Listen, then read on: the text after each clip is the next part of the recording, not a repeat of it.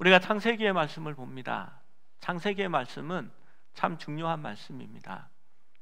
우리는 성경을 율법서와 역사서 중심으로 보는 경향이 있습니다. 그런데 성경은 그렇게 말하지 않습니다. 여러분, 율법은 이스라엘 민족과 하나님께서 맺으신 언약입니다. 물론 그 언약 속에 예수 그리스도의 오심이 있기 때문에 우리에게 많은 은혜를 주지만 실제적인 언약은 창세기에 있는 언약입니다. 갈라디아서에서도 나중에 온 율법이 먼저 온 언약을 깨뜨릴 수 없다라고 하면서 아브라함과 그 전에 주신 언약이 중요함을 이야기하고 있기 때문입니다. 여러분, 과거 성경의 역사를 보면 그 시간이 그렇게 떨어져 있지 않습니다. 인류는 아담으로부터 에녹 그리고 노아로 이어지게 됩니다. 그리고 그 사이에 무드셀라가 포함되어 있습니다. 이 4대의 시간이 여러분 얼마간의 기간인지 아십니까? 2000년입니다. 그때에는 너무나도 오래 살았기 때문입니다. 그리고 피할 수 없는 것이 그때에도 찾아옵니다. 죽음입니다. 죄의 싹은 사망이고 우리가 죄인 되었기 때문에 죽을 수밖에 없는 존재가 된 것입니다. 여러분, 우리는 아담은 일찍 죽었고 그 이후에 에녹이 있었다 이렇게 생각할 때가 많이 있습니다. 여러분, 그렇지 않습니다. 에녹과 아담은 동시대에 겹쳐진 삶을 살았습니다. 에녹은 아담을 잘 알고 있었을 것입니다. 그리고 아담을 통하여서 하나님께서 우리에게 주신 은혜와 인간의 타락에 대해서도 들을 수 있었을 것입니다. 에녹이 세상을 떠난 후 69년 후에 노아가 태어납니다. 그들의 삶들은 그 속에서 함께 섞여 있었고 노아는 무드셀라를 통해서 또 하나님의 심판과 하나님과 동행하심에 대하여 들었을 것입니다. 노아의 홍수가 시작될 때에 노아는 60세였고 홍수 기간 1년을 더하고 홍수 후에 그가 350년을 살았기 때문에 그의 수명은 951살이라고 볼 수 있습니다. 여러분, 노아의 삶을 생각해 본다면 그는 바벨탑을 보았고 그 인류가 흩어지는 것을 몸소 체험했을 것입니다. 그리고 노아는 거의 아브라함 시대 때까지 살았다라고 볼 수 있습니다. 노아의 저주와 축복은 가나안과 하나님의 언약에 밀접한 관계가 있습니다. 2023년이 오늘 시작되었습니다. 여러분, 우리처럼 노아의 가족도 놀라운 새로운 축복을 합니다. 인류 전체를 시작하는 8명의 사람에게 새로운 날이 밝아왔습니다. 아마도 에덴 동산을 회복할 수도 있다라는 그러한 마음을 가질 수도 있었을 것입니다. 제가 설교 준비를 하다가 깜빡 잠이 들었습니다. 그리고 일어나 보니 해가 뜨고 있었습니다. 마음이 엄청나게 긴장이 됩니다. 아직 마무리를 못했는데.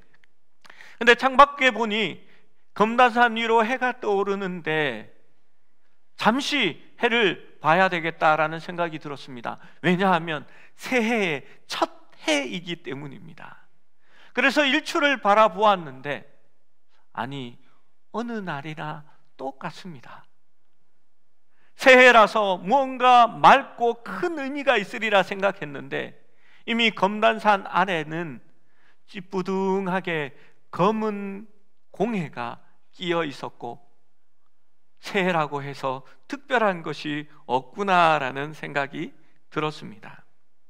여러분, 이 본문은 성경에 기록된 홍수 이후의 최초의 죄에 대한 이야기입니다.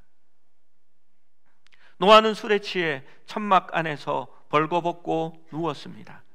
여러분, 이게 무슨 뜻이냐 하면 자기의 수치를 드러내었고 그는 존엄성을 잃었고 품위를 잃어버렸다라는 것입니다. 저는 노아가 의인으로서 겸손한 사람이라고 확신합니다. 성경에 그렇게 적혀져 있기 때문입니다. 그러나 죄는 노아의 마음속에도 있었고 노아도 죄를 지을 수밖에 없는 사람이었습니다. 여러분, 술은 사람의 긴장을 늦추어 버립니다.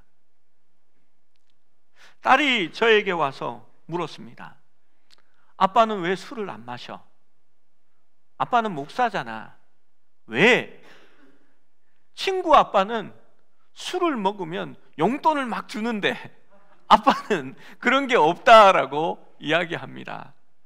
그래서 제가 그 얘기를 들으면서 반성을 했습니다.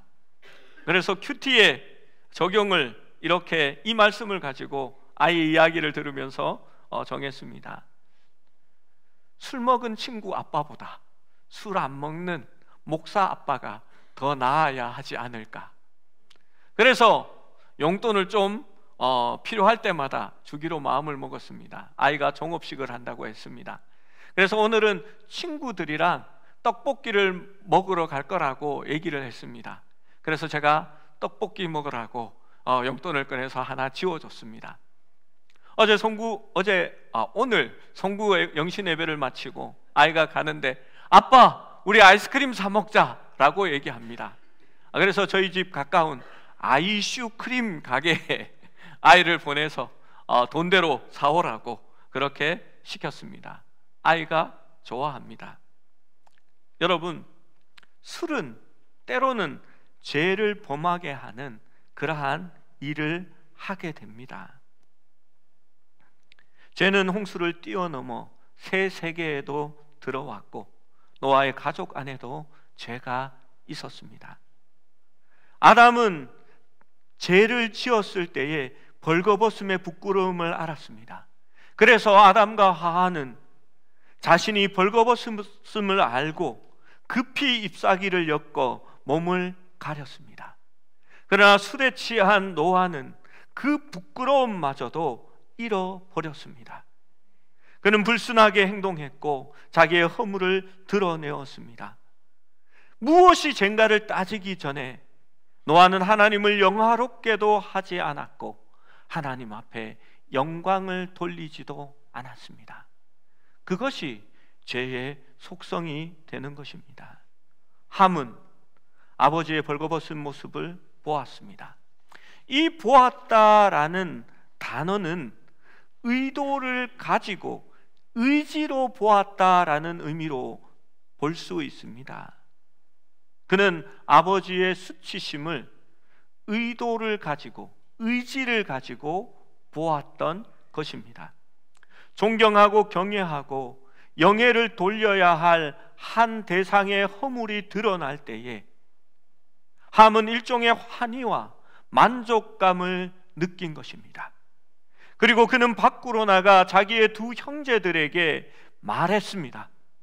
그것은 심한 모욕이었습니다. 그것은 추악한 조롱의 죄가 될 것입니다.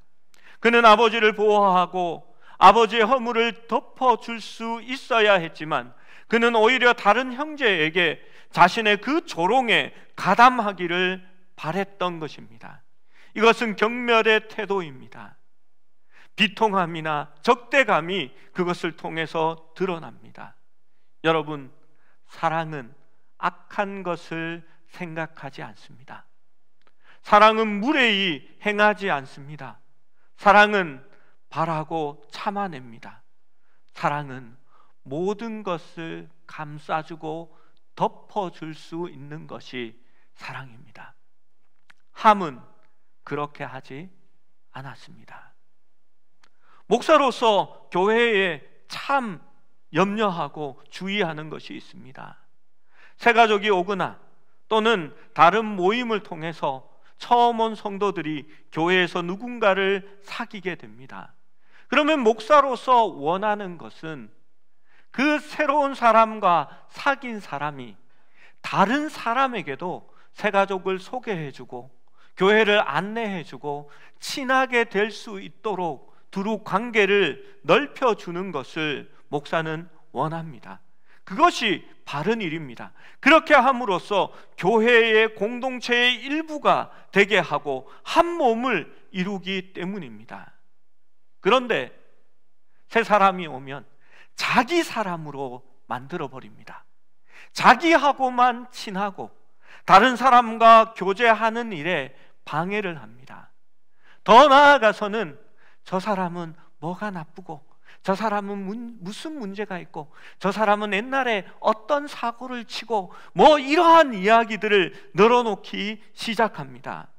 여러분, 이것은 공동체를 파괴하는 일이며 허물을 들추어내는 일입니다. 학교 밖 선생님 365라는 책에 나오는 이야기를 소개합니다. 비누가 모든 것을 차지하고 있는 욕실에서 샴푸가 한 자리를 차지할 수 있었던 것은 샴푸는 비누의 영역을 넘보지 않고 자기만의 전문 영역만을 묵묵히 일했기 때문이다 라고 적습니다. 그리고 누군가가 하는 일 그대로 흉내내서 내 자리를 찾기는 힘듭니다. 샴푸는 비누의 일들 중에서 머리에 관한 그 부분만을 자신이 묵묵히 일했기 때문에 자리를 차지했다 말합니다. 그리고 샴푸가 머리를 감는 일을 차지하고 있던 그 욕실에서 린스가 한 자리를 차지할 수 있었던 것은 샴푸의 일을 빼앗지 않고 샴푸를 도와주었기 때문입니다. 누군가를 쓰러뜨려야 내 자리가 생기는 것은 아닙니다. 여러분, 저는 이것이 교회에도 적용된다라고 생각합니다. 우리는 샴푸와 린스보다는 더 나은 존재이기 때문입니다. 성경은 함을 다른 아들들과 대조합니다. 다른 아들들은 아버지에 대한 경외심을 가집니다. 그들은 아버지의 무분별한 행동을 기뻐하지 않았습니다. 여러분, 우리가 아버지와 아들, 그리고 그 아들이 함께 살았다고 하니까 그 아들들이 마치 한 20세, 30세 되는 것 같습니다. 그렇죠? 여러분, 노아는 600세입니다. 그 아들들의 나이도 100세가 되었습니다. 여러분, 그들은 아버지 노아를 잘 압니다. 아버지 노아의 허물도 알고 있었을 겁니다.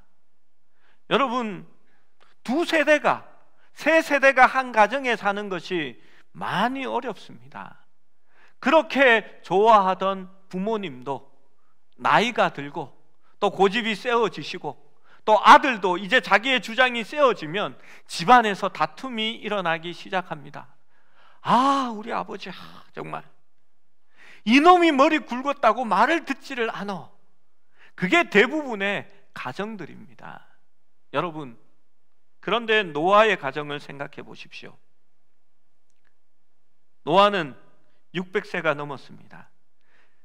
1년 이상 같은 사람들이 한 곳에 갇히어서 여러분, 그 안에서 이렇게 복작복작 살아가면 모든 것이 다 드러납니다.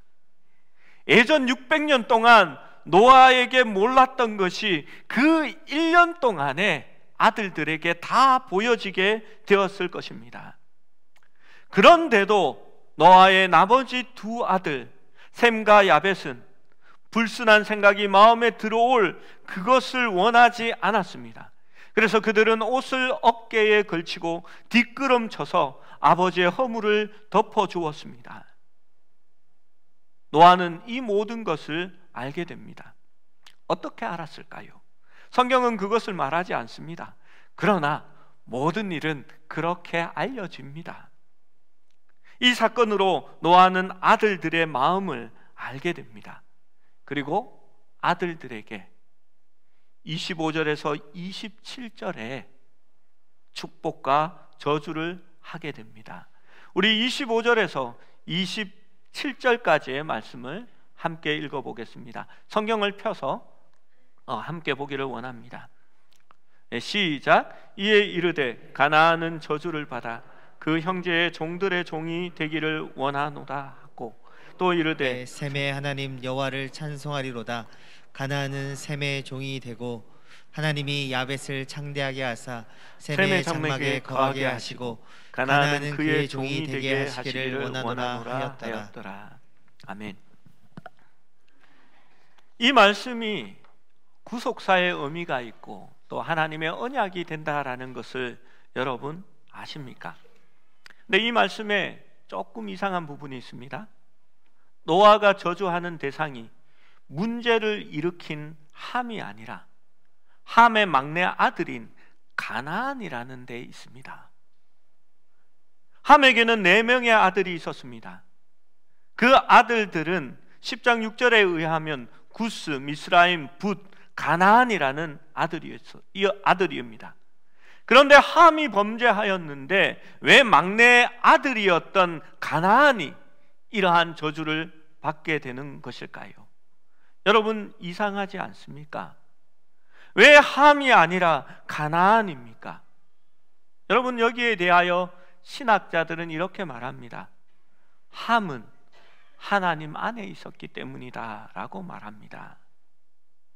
그는 홍수를 피해서 은혜를 누렸고 구원을 받았습니다.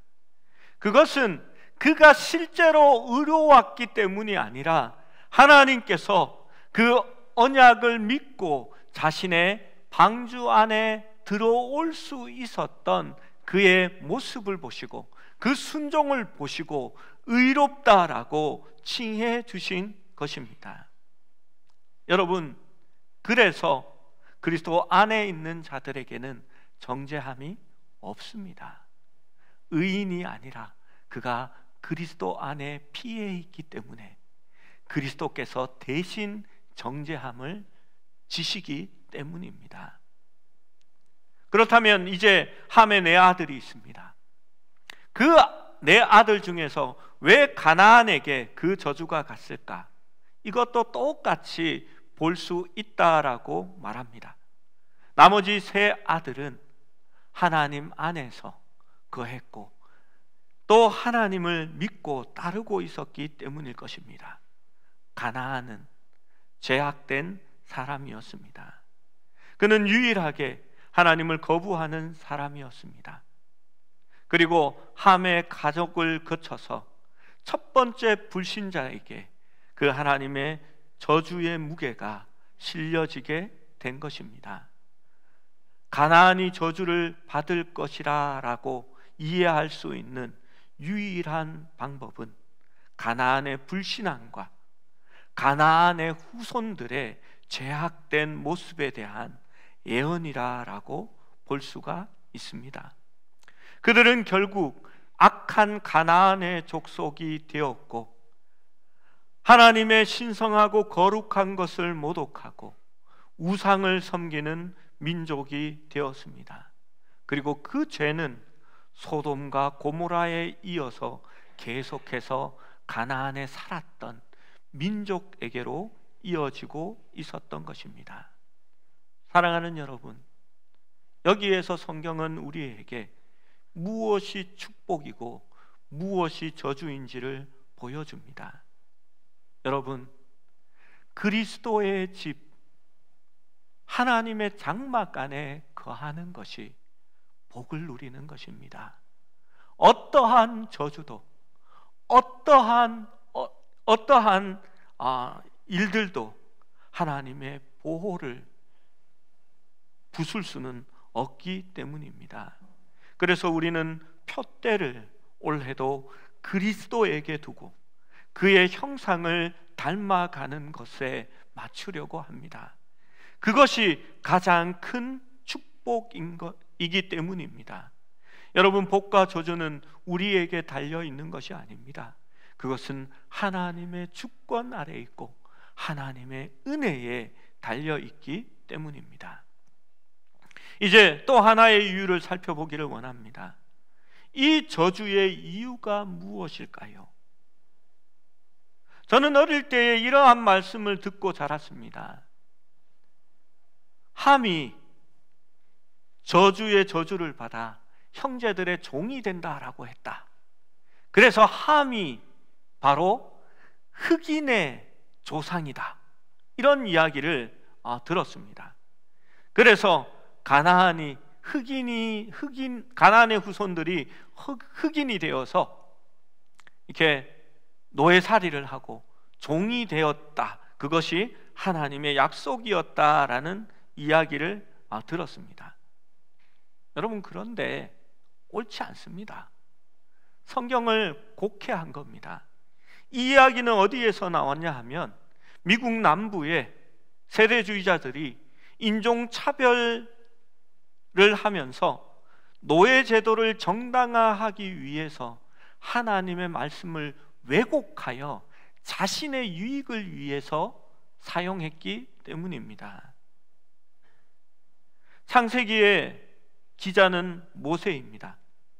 창세기는 기원전 1445년경에 발생한 출애굽 때에 광야에서 쓰여진 말씀입니다. 그리고 이 책이 책으로 엮여져서 처음 읽혀졌던 시점은 이제 약속의 땅으로 들어가게 될 바로 그 시점입니다. 가나안 족속이 차지한 땅은 아브라함이 하나님께로 약속을 받았던 때이며 이스라엘 백성이 가나안에 들어가서 진멸하기 전에 600년 전의 일입니다. 여러분, 제가 말씀드렸죠. 노아와 아브라함은 비슷한 시대를 겹쳐 살았던 사람들입니다. 그들의 삶은 그렇게 멀지 않았습니다. 이스라엘 백성들이 요단 강가에 서서 가나안 땅을 바라보면서 이제 가나안을 진멸할 그러한 준비를 하고 있습니다. 그때에 그들의 마음에 질문이 떠오를 것입니다. 이 땅에 대한 우리의 권리는 무엇일까? 가나안을 진멸해야 하는 이유는 무엇일까? 그것은 600년 전에 아브라함에게 약속했던 그 약속의 해답이 있습니다. 우리가 아브라함의 언약으로 알고 있는 그 약속에는 아브라함과 그의 후손들에게 땅에 대한 말씀도 함께 하고 있습니다. 창세기 15장 16절 말씀에 보면 이렇게 말씀합니다. 제가 읽어봅니다. 내 자손은 4대 만에 이 땅으로 돌아오리니. 아브라함이 자식을 낳을 때에 4대 만에 다시 이 가나안으로 돌아오게 될 것이다 라고 말합니다. 이는 아모리 족속의 제약이 아직 가득 차지 아니함이라 하시더니 라고 말합니다. 여러분, 아모리 족속이 누구입니까? 가나안의 후손들입니다. 그 땅에 있었던 가나안의 후손들의 죄악이 아직 가득 차지 않았기 때문에 하나님은 하나님의 진노의 심판을 보류하고 계신 것입니다. 그리고 4대 동안의 시간을 더 허락하십니다. 그것은 그들이 돌이킬 수 있는 시간이었고 또 하나님의 진노를 준비하는 시간일 수도 있었습니다. 그래서 이스라엘 백성들은 애굽으로 옮겨가게 됩니다. 그리고 이스라엘 백성들은 이제 하나님의 진노의 심판의 도구로 가나안 앞에, 그 가나안 땅 앞에 서 있는 것입니다. 여러분, 이것은 홍수의 심판이나 이스라엘 민족에 의해서 주어지는 심판이나 여러분, 그 목적은 같습니다. 우리가 이것에 대한 얘기를 듣고 다시 9장의 말씀으로 돌아가 보면 가나안이 저주를 받았던 이야기가 적혀져 있는 것입니다. 우리는 유대인들은 하나님께서 말씀하신 대로 그들이 가나안 땅을 진멸하고 새로운 땅을, 약속의 땅을 만들어야 했음을 알고 있습니다. 그러나 여러분은 어떻게 되었습니까? 이스라엘 백성들은 순종하지 않습니다. 그들은 그들의 이익이 더 중요했습니다. 가나안에 있는 사람들을 멸절시키기보다는 그들을 노예로 삼아서 자기의 이익을 위하여 부리는 것이 더 낫다라고 생각했습니다. 그것이 사사기에 적혀져 있는 말씀입니다. 그런데 이들은 가나안 족속들을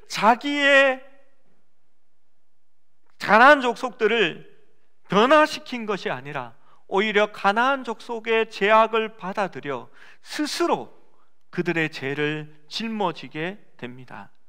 여러분, 그렇게 해서 어떻게 되었을까요? 이스라엘 족속들은 다시 바벨론으로 포로 잡혀 가게 됩니다. 하나님께서 가나안을 이스라엘의 손에 붙여주셨던 것처럼 이제는 죄를 지어 하나님을 저버린 이스라엘 백성들을 바벨론의 손에 붙이셨던 것입니다. 그들은 위대한 땅의 영광을 잃어버리게 된 것입니다. 사랑하는 여러분, 함으로부터 내려오는 가나안의 영토를 보면 거기에는 소돔과 고모라 그리고 범죄한 도시들이 계속해서 포함된다는 것을 아십니까? 15절로 내려가서 가나안은 맏아들 시돈을 낳았다라고 말합니다. 그리고 거기에 그들이 여부수인 아모리인 기르가스인 히위인들이 그들의 속에서 나오게 됩니다. 여러분, 시돈 땅이 어떤 땅인지 아시죠? 시돈은 이세벨의 고향이었습니다. 거기에는 우상 숭배가 만연한 땅이었습니다. 소돔과 고모라가 어떠한 땅인지 우리는 말하지 않아도 알게 됩니다. 여러분, 가나안 족속의 땅이 바로 그들의 지역이었습니다.